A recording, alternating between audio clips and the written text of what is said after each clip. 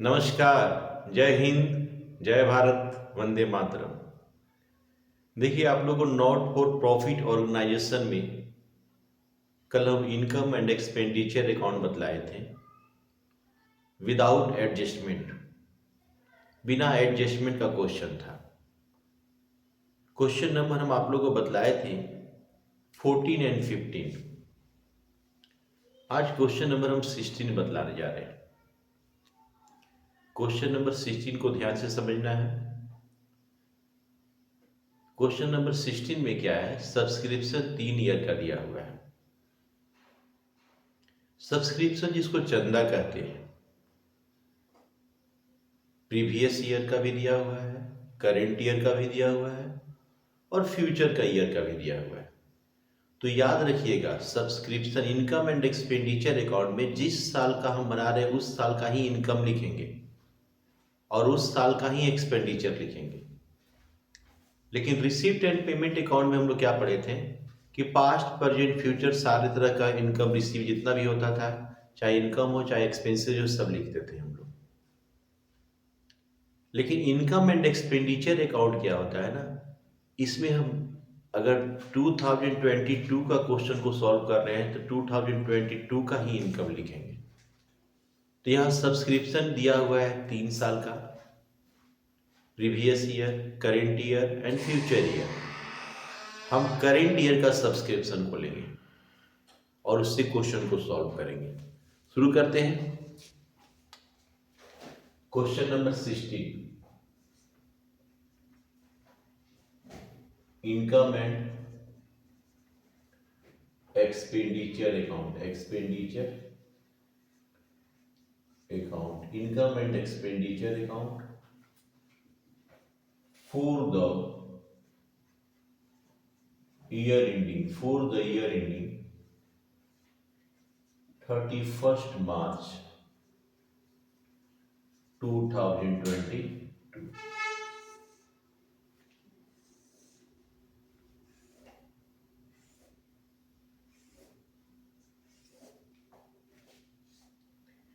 यहां पे लिखा जाता है एक्सपेंडिचर, यहां पे लिखा जाता है अमाउंट रुपीज, यहां पे लिखा जाता है इनकम और फिर यहां पे अमाउंट रुपीज। सबसे पहले क्वेश्चन में हम सब्सक्रिप्शन ही लिखेंगे। सब्सक्रिप्शन, देखिए इस क्वेश्चन में प्रीवियस ईयर, करेंट ईयर और फ्यूचर ईयर यानी कि 2021, 2022 और 2023 तीनों का सब्सक्रिप्शन दिया हुआ है। लेकिन हम जिस साल का बना रहे हैं क्वेश्चन उस साल का ही सब्सक्रिप्शन लेंगे, हम 2022 का ही लेंगे। तो 2022 का 18,000 है, 18,000 लिख लेंगे, 18,000 रुपये। इसके बाद क्वेश्चन में देखते हैं, इसके बाद क्वेश्चन में दिया हुआ है इंट्रेंस फी 1250। इंट्रेंस फी प्रवेश शुल्क होता है। ये ऐसा इनकम है जो हमेशा होते रहता है, ये रेवेन्यू इनकम है, इसलिए इसको लिखेंगे 1000। अच्छा हाँ, इस क्वेश्चन में ध्यान दीजिएगा, 18,000 सब्सक्रिप्शन लिख दिए हैं, इंट्रेंस फी रिसीव दिया हुआ 2500, 2500 रुपये। इंट्रेंस फी के बाद लिखा हुआ है लाइफ मेंबरशिप फी, आजीवन सदस्यता शुल्क। लाइफ मेंबरशिप फी जो होता है केवल लाइफ में एक ही बार मेंबर लोग से लिया जाता है, वन टाइम। तो हमेशा होने वाला ये तो इनकम नहीं है, इसलिए से हम लोग नहीं लिखेंगे। ये कैपिटल एक्सपेंडिचर है, सॉरी कैपिटल इनकम है। रेवेन्यू इनकम को लिखना है जो हमेशा होने वाला इनकम है। तो लाइफ मेंबरशिप को हम लोग छोड़ देंगे, लाइफ मेंबरशिप फी को छोड़ देंगे। इनकम फ्रॉम कैंटीन, कैंटीन से कमाई हो रहा है, कैंटीन वो हमेशा होते रहता है, इनकम ऊपर लिखा हुआ है तो सीधे केवल हम लोग लिखेंगे कैंटीन, कैंटीन से कमाई हो रहा है हम लोग को। 9,400, कैंटीन से इनकम हो रहा है 9,400 लिख देंगे। अब आइए कैंटीन के बाद क्वेश्चन में लिखा हुआ है डोनेशन रिसीव, डोनेशन दान प्राप्त हुआ, हमेशा होने वाला इनकम है डोनेशन। डोनेशन तो डोनेशन क्वेश्चन में दिया हुआ है 2,400 लिख दिए बस। अब आते हैं पेमेंट साइड में। तो यहां पे लिखा हुआ ऑफिस एक्सपेंसेज, कार्यालय व्यय, ऑफिस एक्सपेंसेज, ऑफिस में हमेशा खर्चा होता है, हमेशा होने वाला खर्चा है, तो हमेशा होने वाला खर्चा रेवेन्यू एक्सपेंडिचर होता है, office expenses, office expenses. Office expenses question में दिया हुआ है 2,900। अब आइए ऑफिस एक्सपेंसेज के बाद क्वेश्चन में लिखा हुआ है परचेज इन्वेस्टमेंट, इन्वेस्टमेंट एसेट्स है, संपत्ति है। इन्वेस्टमेंट हमेशा हम लोग, संपत्ति हमेशा हम लोग नहीं खरीदते, इसलिए हमेशा होने वाला खर्च नहीं है, ये कैपिटल एक्सपेंडिचर है। इनकम एंड एक्सपेंडिचर में रेवेन्यू एक्सपेंडिचर को दिखाया जाता है, वैसा एक्सपेंडिचर जो हमेशा होता है।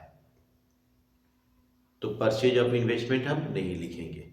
अब आता है स्पोर्ट्स एक्सपेंसेज, खेल पे खर्चा किया है 7,400। तो स्पोर्ट्स एक्सपेंसेज, खेल पे हमेशा खर्च होता है, स्पोर्ट्स एक्सपेंसेज 7,400 है, 7,400 है। इसके बाद क्वेश्चन लिखा हुआ है सैलरी, वेतन हमेशा देते हैं, सैलरी पेड दिया हुआ है 2,400, तो सैलरी लिखेंगे 2,400। वेजेज पेड, मजदूरी हमेशा हम लोग देते हैं, तो वेजेज भी लिखेंगे हम लोग। वेजेज पेड क्वेश्चन में दिया हुआ है 1,200, 1,200 लिखेंगे यहाँ पे। इसके बाद दिया हुआ है वेजेज पेड करने के बाद रेंट पेड, किराया दिया, रेंट पेड दे कर रहे हैं तो टू रेंट, किराया दे रहे हैं, रेंट दे रहे हैं 5,000, क्वेश्चन में 5,000 रेंट दिया हुआ है, लिख लीजिए। इसके बाद इस क्वेश्चन में लिखा हुआ फर्नीचर परचेज, फर्नीचर क्या होता है, टेबल, कुर्सी, चौकी, पलंग, दीवान, ये फर्नीचर होता है। तो फर्नीचर तो हम हमेशा नहीं ना खरीदेंगे। मान लिया जाए कि आप सोफा सेट खरीद लिए, तो रोज रोज सोफा सेट हमेशा खरीदिएगा, फर्नीचर तो हमेशा नहीं खरीदा जाएगा, तो हमेशा होने वाला एक खर्च नहीं है, ये एसेट्स है, इसलिए इसको हम लोग नहीं लिखेंगे। और उसके बाद है बैलेंस, बैलेंस भी नहीं लिखा जाता है इसमें, बैलेंस कैश का और बैंक का नहीं लिखा जाता। अब जोड़ते, यहाँ जोड़ते 18 2 20 20 29 29 29 29 30 31 31 32,300, यहाँ 32,300 आया। इधर जोड़ते हैं 9 10,300 10,300 12,700 12,700 13,900 18,900 18,900 हो गया है। 004 3 13,400 रुपया घट रहा है। यहाँ पे हम जोड़े तो 32,300 आया, यहाँ भी 32,300 आना चाहिए।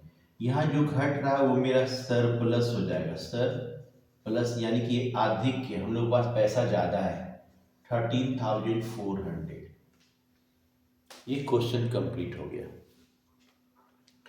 Question number 17, question number 17, question number 17 में, क्वेश्चन नंबर 17 में क्या है कि इनकम एंड एक्सपेंडिचर बनाना है, इनकम एंड एक्सपेंडिचर अकाउंट बनाना है, लेकिन विथ एडजस्टमेंट। इसमें एडजस्टमेंट दिया है। एडजस्टमेंट क्या होता है, क्वेश्चन के नीचे जो एडिशनल इंफॉर्मेशन दिया रहता है उसी को हम एडजस्टमेंट कहते हैं। तो सबसे पहले एडजस्टमेंट का क्वेश्चन बनाने के लिए हम लोग पहले पूरा क्वेश्चन को गौर से पढ़ लेते हैं। इसके बाद हम क्वेश्चन के नीचे एडजस्टमेंट जो दिया रहता है देखेंगे किसके किसके विषय में बोला गया है, एडिशनल बातें, वहां पे जाकर उसको टिक कर लेना है। टिक करने से याद रहेगा कि हाँ, जब क्वेश्चन बनाएंगे तो मालूम चलेगा हाँ इसके विषय में एडजस्टमेंट है, तो एडजस्टमेंट पढ़ के उसका काम किया जाएगा। तो शुरू करते हैं 17 नंबर क्वेश्चन बतलाना। 17 नंबर क्वेश्चन, 17 नंबर भी क्वेश्चन भी इनकम एंड एक्सपेंडिचर अकाउंट बनाना है। इनकम एंड एक्सपेंडिचर अकाउंट बनाना है। कैसे बनाया जाएगा बतलाते हैं आपको।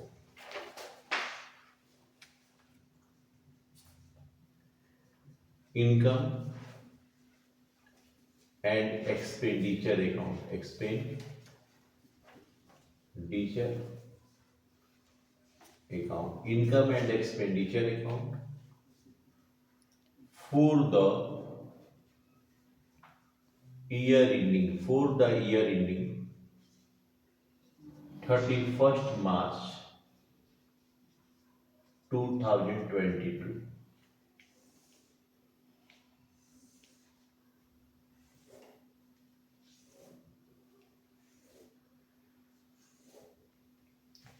यहां पे लिखेंगे एक्सपेंडिचर,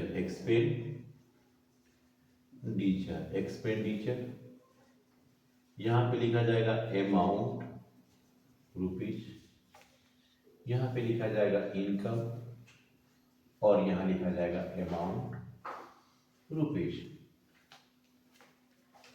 जब हम लोग क्वेश्चन पढ़ते हैं ध्यान दीजिएगा, सबसे पहले हम लोग इनकम साइड में आएंगे। Income side receipt and payment account बना के क्वेश्चन में दिया हुआ है, तो इनकम एंड एक्सपेंडिचर अकाउंट हम बतला रहे हैं। ध्यान दीजिए, सबसे पहले क्वेश्चन में रिसीप्ट साइड देखिएगा, डोनेशन लिखा हुआ है। डोनेशन मतलब होता है दान। डोनेशन मतलब क्या होता है? दान। डोनेशन का बोलता है, एडजस्टमेंट बोलता है कि इसका हाफ को इनकम समझना है, आधा को इनकम समझना है। डोनेशन टोटल मेरा डोनेशन दिया हुआ है 8,000 डोनेशन दिया हुआ है। डोनेशन मेरा 8,000 रुपया दिया हुआ है। डोनेशन 8,000 दिया है, इसका केवल हाफ को इनकम मानने के लिए क्वेश्चन में एडजस्टमेंट में बोला गया है। तो 8,000 का हाफ कितना हो जाएगा? 4,000। 50% यानी हाफ को कहा है कि ट्रीट करना है इनकम की तरह, तो इनकम की तरह ट्रीट किए। इसके बाद है सब्सक्रिप्शन दिया हुआ 12,000, इसका कोई एडजस्टमेंट नहीं है तो डायरेक्टली देंगे सब्सक्रिप्शन 12,000, सब्सक्रिप्शन लिख दिए। अब आते हैं क्वेश्चन में, फिर आते हैं सब्सक्रिप्शन के बाद लिखा हुआ interest on investment. Interest on investment दिया हुआ है 2,500। इंटरेस्ट ऑन इन्वेस्टमेंट हमेशा होने वाला इनकम है, उसको लिखेंगे इंटरेस्ट ऑन इन्वेस्टमेंट 2,500। इसके विषय में एडजस्टमेंट में एक्यूर्ड बोला है। एक्यूर्ड आउटस्टैंडिंग का ही एक नाम है। एक्यूर्ड मतलब इंटरेस्ट कमा लिए लेकिन अभी तक पैसा हमको नहीं मिला है, तो इसको आउटस्टैंडिंग भी बोल सकते हैं। अच्छा, एक्यूर्ड भी बोलते हैं। होता क्या, इनकम के साथ एक्यूर्ड बोला जाता है और एक्सपेंसेस के साथ आउटस्टैंडिंग। दोनों का मतलब होता है बाकी है, बकाया है। आई इसमें कितना है? 525। प्रश्न के नीचे एडजस्टमेंट लिखा हुआ 525 रुपया इसका एक्यूर्ड है, तो 3,025 रुपया आया। इसके बाद क्वेश्चन में बोला जाता है सेल ऑफ ओल्ड फर्नीचर। हमने पुराने फर्नीचर को बेचा। फर्नीचर तो मेरा एसेट्स है, उसको हमेशा हम लोग बेचेंगे। फर्नीचर आदमी कब बेचता है? जब फर्नीचर पुराना हो जाता है, डैमेज हो जाता है, कि हमेशा बेचता है? हमेशा तो नहीं बेचेगा। इसलिए सेल ऑफ ओल्ड फर्नीचर को हम लोग नहीं लिखेंगे, हमेशा होने वाला ये इनकम नहीं है। अब आते हैं एक्सपेंसेस साइड में। सबसे पहले है चैरिटीज। चैरिटीज मतलब होता है दान देना। चैरिटीज क्वेश्चन में दिया हुआ है 10,500 लिख दिए। चैरिटीज के बाद क्वेश्चन में लिखा हुआ है salary, staff salary 2,600। Staff salary 2600 दिया हुआ है। जब प्रश्न के नीचे एडजस्टमेंट में पढ़ते हैं तो बताया है कि इसका आउटस्टैंडिंग है 300। तो जब क्वेश्चन में कुछ इंडिकेशन ना हो तो सोचा यह देख जाना जाता है कि वो करंट ईयर का इंफॉर्मेशन है, और करंट ईयर का आउटस्टैंडिंग ऐड होता है। अगर यही आउटस्टैंडिंग प्रीवियस ईयर का रहता तो लेस होता। फॉर्मेट बदलाए हम कि प्रीवियस ईयर का आउटस्टैंडिंग को लेस करते हैं, करंट ईयर का आउटस्टैंडिंग को ऐड करते हैं। तो यहाँ पे इंफॉर्मेशन मेरा करंट ईयर का है और करंट ईयर का आउटस्टैंडिंग है तो उसको ऐड करेंगे और बाहर में 2900 दिखा देंगे। आइए, स्टाफ सैलरी के बाद हमारे पास है क्वेश्चन लिखा हुआ है rent and rates. Rent and rates मेरा 1200 है। Rent and rates, rent and rates 1200 है। इसका आउटस्टैंडिंग दिया हुआ 100 एडजस्टमेंट में, ये भी करंट ईयर का है तो इसको भी ऐड कर देंगे 1300। अब आता है क्वेश्चन में प्रिंटिंग एंड स्टेशनरी दिया हुआ है। प्रिंटिंग एंड स्टेशनरी दिया हुआ है 300, तो प्रिंटिंग एंड स्टेशनरी लिखेंगे। प्रिंटिंग एंड स्टेशनरी 300 है, इसका कोई एडजस्टमेंट नहीं है तो डायरेक्ट बाहर अमाउंट कॉलम में लिखेंगे। इसके बाद क्वेश्चन में लिखा हुआ पोस्टेज। पोस्टेज डाक टिकट, डाक से संबंधित जो खर्चा होता है वो पोस्टेज होता है। पोस्टेज क्वेश्चन में दिया हुआ है 100 लिखेंगे। पोस्टेज के बाद हमेशा होने वाला खर्चा पोस्टेज है। इसके बाद लिखा हुआ है एडवर्टाइजमेंट। एडवर्टाइजमेंट विज्ञापन, एडवर्टाइजमेंट को हिंदी में विज्ञापन करते हैं। देखिए कोई भी आदमी अपना विज्ञापन करता है, हमेशा विज्ञापन करवाता है, प्रचार प्रसार करवाता है ताकि उसका वर्क प्रोग्रेस में हो, कार्य अच्छे तरह से हो। विज्ञापन देख के लोग कार्य को डेवलप करें। तो एडवर्टाइजमेंट दिया हुआ है 250 दिया हुआ है, 250 रुपया दिया हुआ है, लेकिन प्रश्न के नीचे इसे एडजस्टमेंट आउटस्टैंडिंग 50 रुपीज है, जोड़ देंगे तो 300 हो जाएगा। इसके बाद क्वेश्चन में लिखा हुआ purchase of furniture. Purchase of furniture, furniture हमेशा तो नहीं खरीदेंगे हम लोग, हमेशा होने वाला खर्चा नहीं है, इसलिए इसको नहीं लिखा जाएगा। इसके बाद है इन्वेस्टमेंट। इन्वेस्टमेंट को हिंदी में विनियोग कहते हैं, निवेश भी बोला जाता है। इन्वेस्टमेंट एसेट्स है और हमेशा इन्वेस्टमेंट नहीं होता है। इन्वेस्टमेंट क्या होता है? इन्वेस्टमेंट का मतलब होता है कि ऐसे जगह पैसे को लगाना जहां से हमको अर्न हो सके, इनकम हो सके, वो इन्वेस्टमेंट होता है। इन्वेस्टमेंट एसेट्स है, इसलिए हमें ये कैपिटल एक्सपेंडिचर है, इसलिए इसको हम लोग नहीं लिखेंगे। बस हो गया। अब देखते हैं, देखिए यहाँ पे एडजस्टमेंट मिला था आउटस्टैंडिंग 3 एक्सपेंसेस का, तो तीनों एक्सपेंसेस का करंट ईयर का आउटस्टैंडिंग था, सैलरी का था, रेंट का था और एडवर्टाइजमेंट का, जोड़ दिए। अब जोड़ते हैं, इधर 16,000, 19,025, इधर 19,025 आया। यहाँ जोड़ते हैं 12,000, 13,400, 14,700, 15,000, 15,400, इधर 15,400 आया। 625, 8, 3,625 इधर घट रहा है। यहाँ 19,025 आया, यहाँ भी 19,025 आना चाहिए।